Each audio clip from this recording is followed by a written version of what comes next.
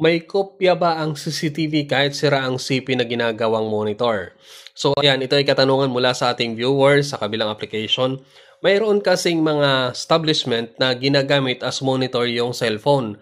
Halimbawa, tindahan. So ginagamit as monitor yung cellphone para ma-monitor yung tindahan nila. So ang katanungan niya kasi, nasira yung cellphone niya.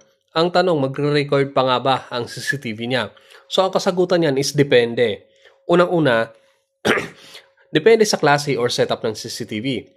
Halimbawa, ang CCTV mo ay ito yung mga CCTV na standalone, yung kagaya ng IMO, Dahua, yung mga nilalagyan ng memory card.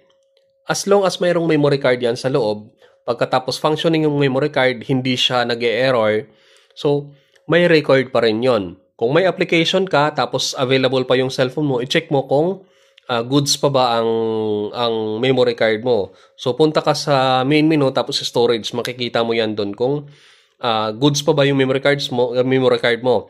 Malalaman mo yan doon kung may nakalagay na memory card or wala. Tapos kung ano status, is it normal or is it normal pa ba or nakalagay na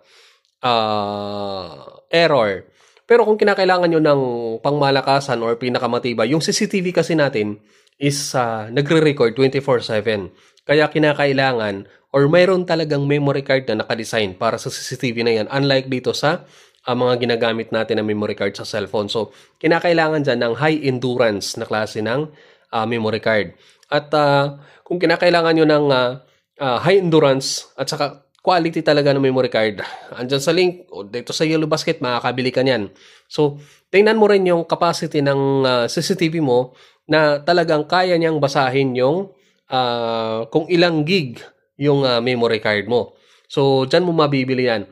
Kung sakali naman na ang setup mo is naka-NVR ka or naka-DVR, basta hanggat mayroong hard disk ang iyong recorder, magre-record pa rin yan kahit na sabihin na patay na yung telepono mo. So, or nanakaw, nawala yung telepono mo, nasira. Ang magiging problema mo na lang dyan is, pag halimbawa bumili ka ng telepono na panibago as magiging monitor mo, set up mo na naman siya. So, kung pinagawa mo yan sa technician, magtatawag ka na naman ng technician, pagkatapos magbabayad ka na naman. So, ganun ang mangyayari, magbabayad ka doon sa technician. So, kung ikaw naman ang gumawa, doon sa application, iaano mo lang yung email or account na naka-sign in doon sa application, ilalagay mo lang yung safety code ng camera. Ganun lang siya kadali.